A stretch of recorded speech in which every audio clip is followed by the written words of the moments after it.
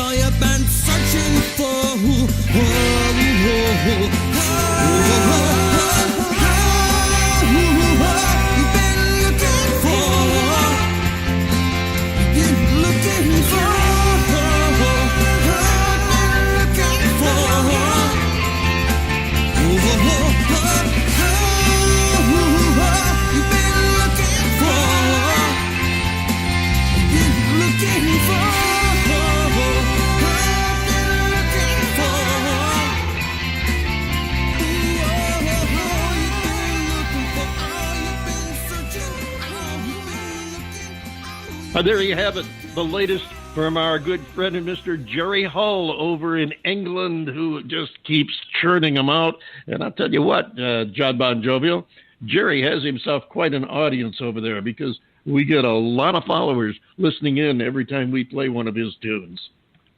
Oh, I know he's got quite the following and has been building it up for quite a while. He's just got a particular sound that really, it hasn't caught on so much here in the USA, but over, in England and Western Europe, he's really crushing it, and I'm glad for him, and hopefully, he'll be able to, start mesmerizing the crowds over here as well, and develop that following because he's certainly worthy of it. Yeah, he's definitely building here, but he's got the ball rolling big time over there. Right now, we're going to bring on our first guest for this week, and the band goes by the name the Cherry Pools. Okay, thank you, David. Yes, we do have with us this afternoon the Cherry Pools, and we are so glad to have them right here on the David Bowers Awards. And we've got Martin Broda of the band. And Martin, I understand that you're kind of the spiritual leader, the lead singer, and basically the idea behind the band. Why don't you come on in and tell us a little bit about yourself? Yeah, for sure. Martin, I'm the vocalist in Cherry Pools. This band kind of formed summer of last year, 2017, and we launched the band in December. We've been going hard. We started our first tour February with a band called Paris. Now we're currently on the road with another band called I Don't Know How, But They Found Me, which is basically composed of two members, one of which that was in Panic at the Disco, named Dallin Weeks, and then the drummer, Ryan Seaman, who is also another project called Falling in Reverse. But yeah, this tour's going super well. Super stoked to be here. Getting a great response from fans and whatnot, and yeah, it's all going well. Well, all the reading that I've been doing about your band looks like you guys are really getting a fine reception on the West Coast, and I see that you're kind of expanding to the east a little bit. You played the Spring Fling in Cleveland, I see. How did that go? Yeah, we played that about, oh boy, I lose track of time on tour, but I think it was about a week and a bit ago. Okay. But we played the second day of that festival. It went over super well. It was kind of a sort of a different demographic than I guess what we're familiar with, but it's always good to play in front of a new crowd with new fresh faces and see their reaction. And it went over super well.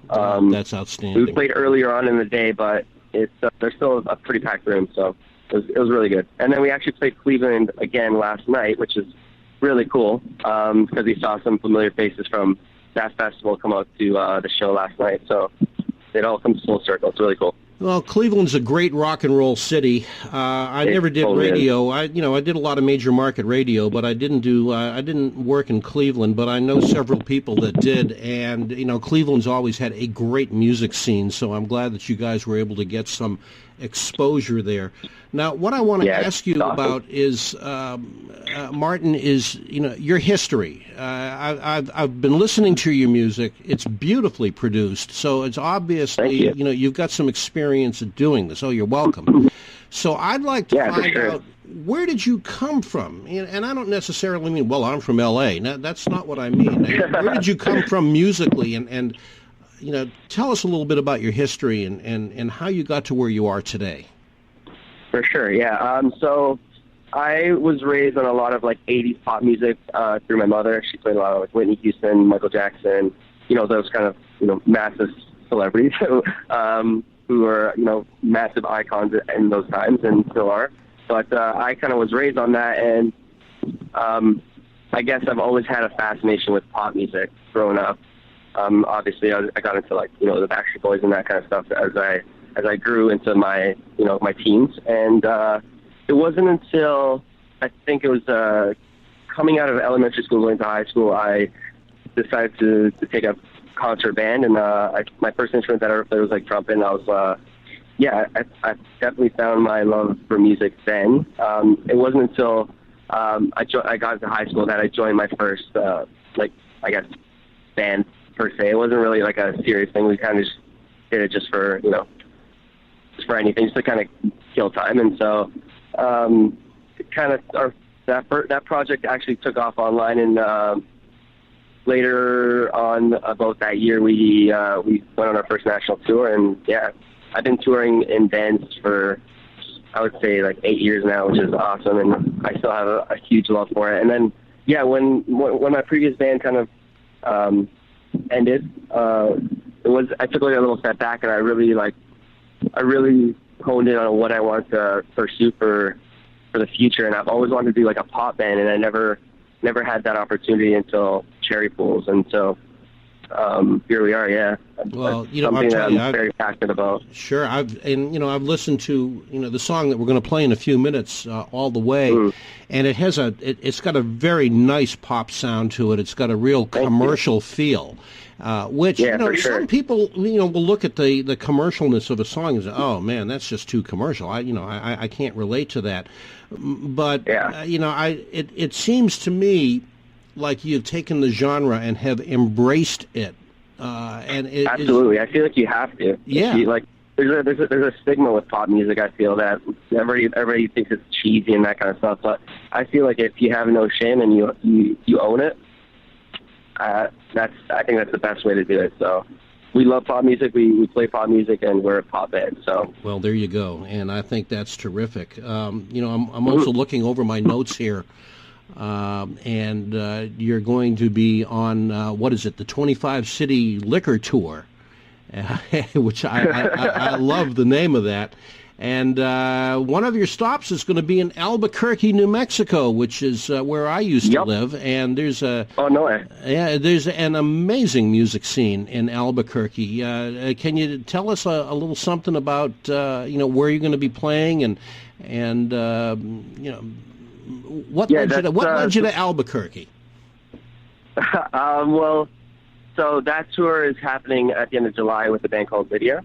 and that's going to be our very first nationwide tour. We've done East Coast and like a little bit of the Midwest, but that tour specifically will be our first nationwide tour, and we're super stoked because we get to play markets like Albuquerque, which is it's a spot that not many bands go to, but I feel people really appreciate music there differently. But we get to play like these cool little small towns, and very excited to do it. I live to be on the road. I love it. So well, there's a culture. It's all good fun, yeah. Yeah, there's a culture in the desert Southwest, and that you're going to find in places like Albuquerque or Ruidoso, or even in around Phoenix.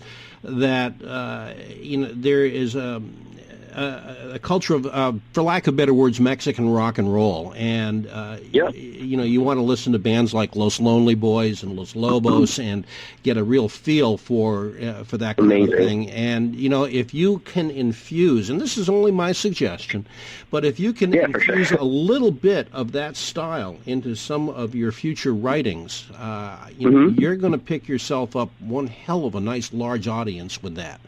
Really? Oh yeah. It's very big. So, I guess the the next question that I want to ask you about is the future, visions of the future. Where do you see yourself, and where do you see cherry blossoms? That's not the first time I got that. Yeah, I know. Where do you envision cherry pools? And my apologies on that. No worries. In 5 years, because you guys have got a good start, and I'm curious to get your thoughts as to where you think you might be.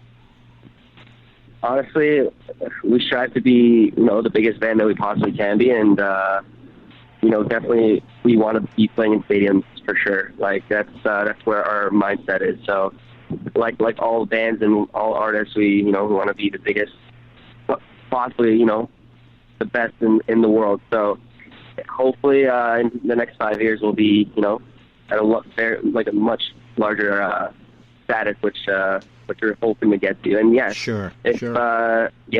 stadiums are hopefully on our bucket list. We'll see. And you guys all get along well with each other? There's a good vibe with the band? Absolutely, yeah.